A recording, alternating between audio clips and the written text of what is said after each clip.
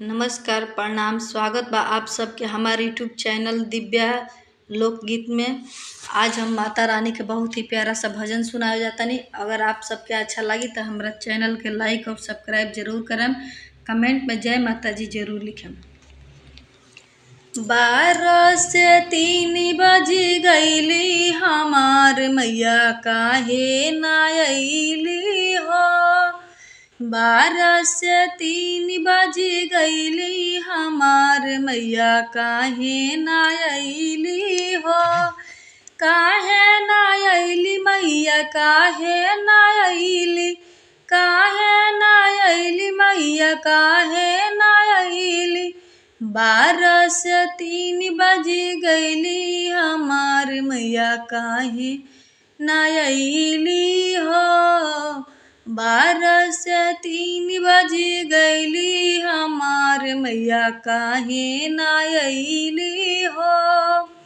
सोना के चौकिया पयासन लगमनी, सोना के चौकिया पयासन लगमनी। सजल आसन उठी अइले हमार मैया काहे ना अइली हो। सजल आसन जुठी अइले हमार मैया काहे ना अइली हो। 12 से 3 बज गईली हमार मैया काहे ना अइली हो।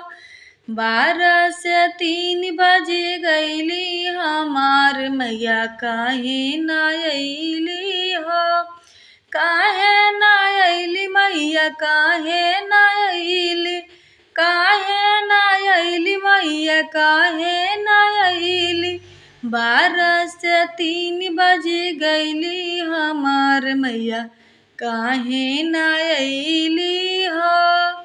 12 से 3 बज गईली हमार मैया काहे ना अइली हो। मिसरिया लडुआ के भोगवा लगवनी, मिसरिया लडुआ के भोगवा लगवनी। भोगवा धइल बसी अइली हमार मैया काहे ना अइली हो। भोगवा लगावल बसी अइली हमार मैया काहे ना अइली हो। 12 से 3 बज गईली हमार मैया काहे ना अइली हो। काहे ना अइली मैया काहे ना अइली, काहे ना अइली मैया काहे ना अइली। 12 से 3 बज गईली हमार मैया काहे ना अइली हो। 12 3 बज गईली हमार मैया काहे ना अइली हो। अपना आंगनमा जगराता करवनी, जगराता करवनी, जगराता करवनी।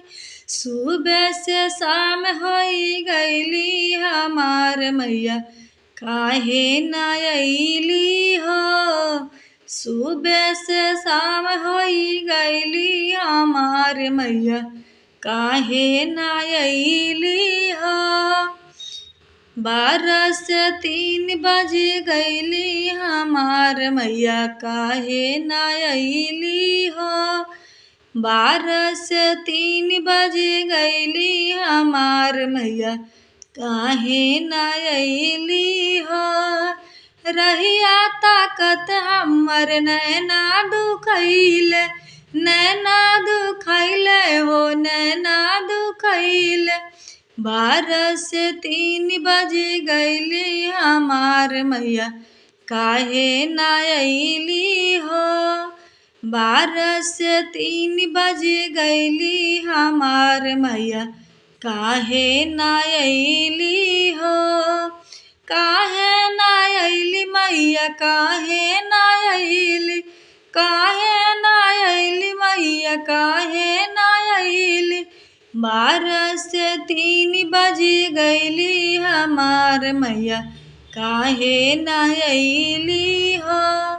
12 से 3 बज गईली हमार मैया काहे ना अइली